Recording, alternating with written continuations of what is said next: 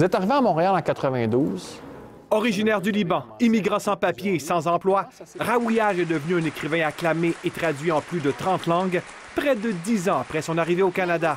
J'ai quitté le Liban en pleine guerre. Je me suis rendu à New York. À un moment donné, j'étais sans papier. Alors j'ai décidé de quitter. Après 9 ans passés dans la pauvreté à New York, Raouiage s'est installé à Montréal en 1992. Le jeune immigrant étudie alors en beaux-arts et cumule des emplois dans des restaurants. Il a été chauffeur de taxi pendant 2 ans. Je rappelle, j'ai pris 4 clients américains qui voulaient voir des French girls.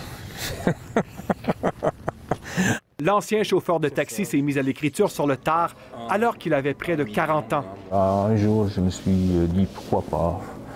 J'écris une petite nouvelle et j'écris une nouvelle. J'ai donné à un ami, il m'a dit tu as une voix, il faut que tu la poursuives. Son premier roman écrit en anglais et intitulé The Hero's Game connaît un succès fulgurant. Traduit en français, le livre est finaliste au prix Geller et au prix littéraire du gouverneur général. Ce livre sur la guerre civile au Liban est critique de la religion. J'accuse les religions dans tous mes livres. Avec le temps, je suis devenu de plus en plus convaincu que je suis athée. Je n'ai pas la foi.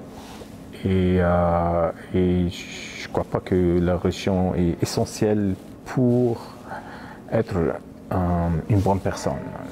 Raouiage en a terminé avec le taxi et il vit modestement de sa plume. Son livre intitulé Le Cafard a été adapté au cinéma et il vient de publier un 4e roman. Déjà, la décision d'être un artiste, c'est difficile, mais être un immigrant et artiste, c'est un peu la folie, c'est l'absurde. J'ai pris des grands risques et je crois que j'étais têtu. C'est ce que je voulais faire et c'est ce que j'ai fait. Ici, Louis-Philippe Ouimet, Radio-Canada, Montréal.